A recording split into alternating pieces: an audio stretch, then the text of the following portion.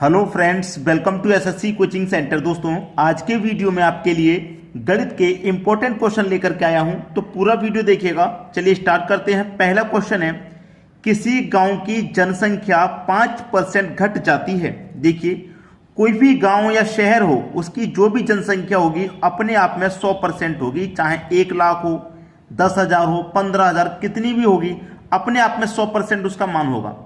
अब उसने बोला है कि 5% घट जाती है। भाई 100% में से 5% घट जाएगी, कितनी बचेगी? 95% बचेगी। ठीक है, वह जनसंख्या 3,000 अधिक होती है तो जनसंख्या में 10% की वृद्धि हो जाती है।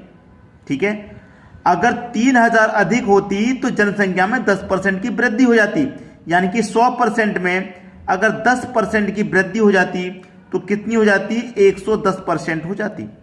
तो गांव की मूल जनसंख्या ज्ञात करें। मूल का मतलब 100% का मान हमको ज्ञात करना है।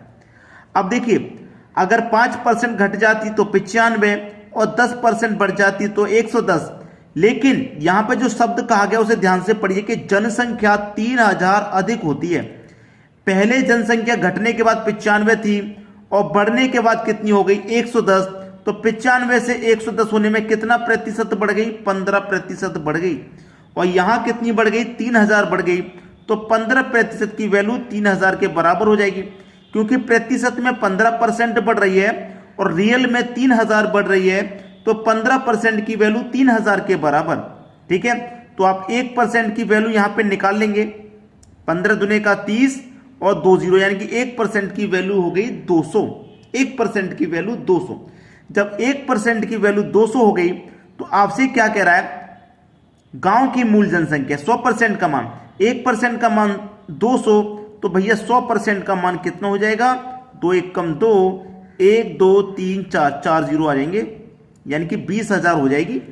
सी ऑप्शन आपके प्रश्न का बिल्कुल सही जवाब है। चलिए अब देखेंगे अगला सवाल। अगला सवाल है, एक कपड़े के व्यापारी ने अपने आधे कपड़े 40% लाभ पर बेचे। देखिए, यानी कि मैं आपको समझाता हूं, बार बार एक ही चीज बताता हूं कि किसी भी व्यापारी के पास मान लीजिए 100 रुपए हैं, नहीं दी जाती है कोई चीज, हम उसे अपनी तरफ से 100 मान लेते हैं। ये बात आपको अच्छे से मालूम है। जब कोई चीज नहीं दी जाती है हम अपनी तरफ से उसे 100 मान लेते हैं। एक कपड़े के व्यापारी ने अपने आधे कपड़े 40% लाभ पर बेचे। आधे कपड़े यानी कि उसके पास 100 है मान लिए, तो 100 के आधे, आधे का मतलब 50%, 100 के आधे यानी कि 40% के लाभ पर बेचे। लाभ पर बेच रहा है कितने के? 40 के, तो 140 हो जाएगा। परसेंट का मतलब बटे में 100। जब लाभ की बात करता है तो 100 में जोड़ के लिखते हैं, और हानि की बात करता है तो 100 में से घटा के। तो इसका मतलब 2 0 से मैं यहाँ पे सीधे सीधे 2 0 कटा दूंगा, 14 पंजे कितना हो जाएगा? 70 हो जाएगा। यानी कि 100 कपड़े मान लो वो 100 रुपये में खरीद के लाया और 50 कपड़े उसने 70 रुपये के बेच दिए, तो फायदा है कि नहीं?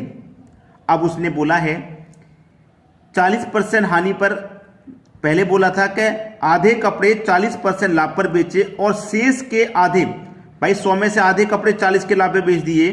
ठीक है, फिर शेष के आधे, शेष कितने बचेंगे भाई? 50 बचेंगे। शेष कितने बचेंगे? 50। शेष के आधे, आधे का मतलब 25, शेष के आधे यानी कि 25, 40% हानि पर बेचे, यानी कि 25 कपड़े 100 में से आधे 50, और फिर शेष कितने बचे? 50, उसके भी आधे बोला है तो 25 हो गया। 40% की हानि पर, तो 100 में से 40 घटा देंगे, 60 बचेगा। परसेंट का मतलब बटे में 100 हो जाएगा। 25 चौके 100, 4 से कटेगा 60, 15 बार में। ठीक है, यानी कि 25 कपड़े उसने 15 रुपए के बेचे। अब कह रहा है कि शेष कपड़े लागत मूल्य पर बेचे।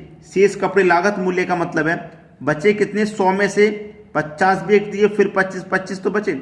इसको लागत मूल्य में बेच रहा है। लागत मतलब 25 कपड़े को 25 रुपए में ही बेच रहा है, यानी कि 100 कपड़े उसने 100 रुपए के खरीदे, उसमें से आधे यानी कि 50 70 रुपए के बेचे, फिर 25 15 के बेचे, और जो बचे 25 उसको 25 में ही बेचता है।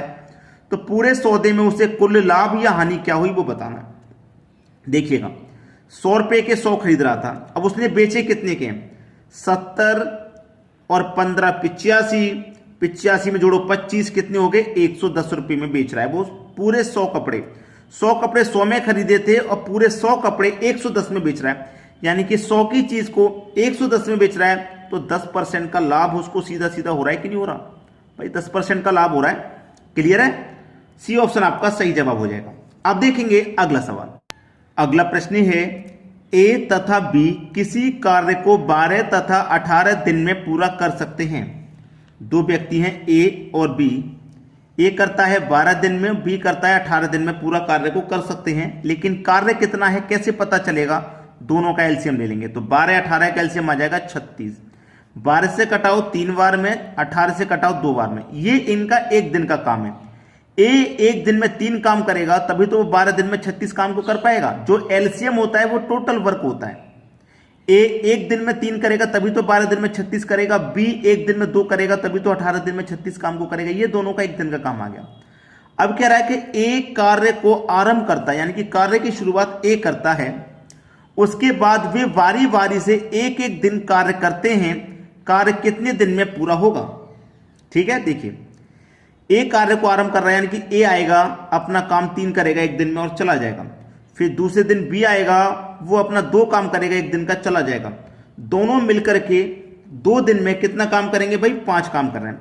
ये ए आएगा एक दिन करेगा 3 चला जाएगा। दूसरे दिन बी आएगा, बी 2 करेगा चला, तो 2 दिन का काम 5 हो गया ना भाई। 2 दिन का काम कितना हो गया? 5 हो गया। 2 दिन का काम 5 हो गया। टोटल काम कितना है? 36। दोनों मिलकर के 2 दिन में कितना काम कर रहे हैं? 5। तो 5 सत्ते 35, 7 दिन में करेंगे वो 7 हो गया ना।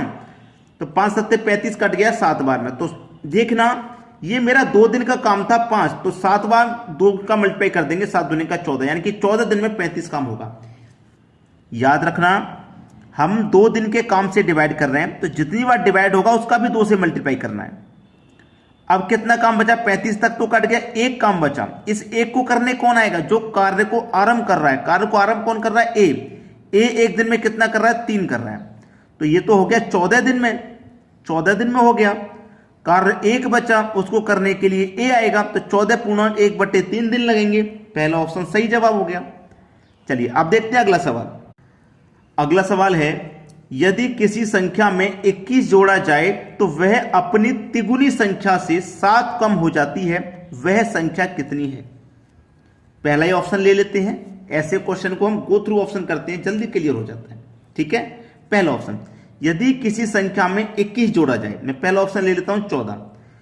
संख्या में 21 जोड़ने की बात कर रहा है तो 21 जोड़ देते हैं, तो वह अपनी तिगुनी संख्या से 7 कम है। तो देखिएगा अगर मैं 14 में 21 जोड़ा तो कितना हो गया? 35 हो गया। तो ये अपनी तिगुनी संख्या से 7 कम है क्या?